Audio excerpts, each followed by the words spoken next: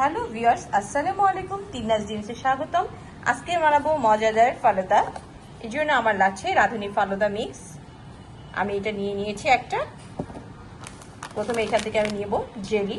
আমি জেলি তৈরি করব, 2 ধরনের জেলি। এবং সাথে আছে এখানে সাগু এবং সাথে আছে নুডলস। এটা আমি আগে একটু সিদ্ধ করে নেব। সাথেই থাকুন, চলুন দেখা যাক কীভাবে ফালুদা তৈরি করি ঝটপট।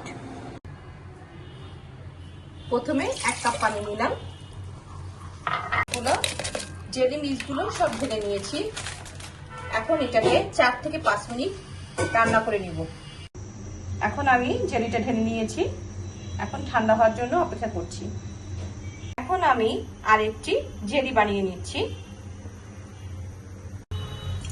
2 কাপ পানি নিয়ে নিচ্ছি, 1 কাপ নিয়ে নিয়েছি।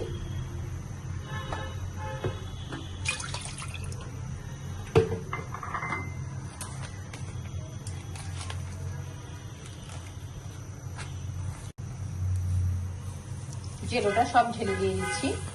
এখন আমি এটা 5 মিনিট রান্না করব। এখানে আমি 1 লিটার দুধকে জাল দিয়ে 1/2 লিটার করে নিয়ে নিয়েছি। এখন আমি এখানে 1 চামচ পরিমাণে চিনি দিয়ে নিচ্ছি। চিনি দিয়ে আরেকটু জাল করে নিব।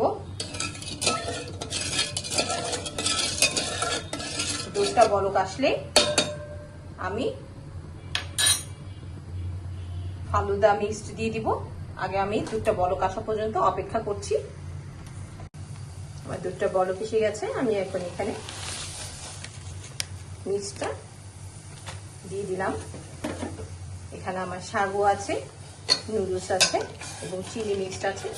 আমি এখন এটা সিদ্ধ করব। যতক্ষণ পর্যন্ত সিদ্ধ না হয় ততক্ষণ পর্যন্ত নাড়তেই থাকবো, না হলে এটা লেগে যাওয়ার সম্ভাবনা আছে, যেহেতু দুধটা গাঢ় হয়ে গিয়েছে। এখানে আমি ফালুদার জন্য আঙ্গুর নিয়ে নিয়েছি, নাশপাতি নিয়ে নিয়েছি, 2 ধরনের আপেল নিয়ে নিয়েছি, এটা মিষ্টি একটু টক টক, এবং এখানে নিয়েছি আম। এছাড়াও নিয়েছি ভ্যানিলা আইসক্রিম। এখন আমি প্রিপারেশন করছি ফালুদা।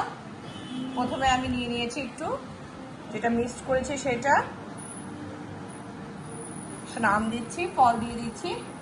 ইচ্ছা মতো যে যার মতন ফল দিতে পারে। আমি আমার মন মতো ফল দিয়ে দিচ্ছি।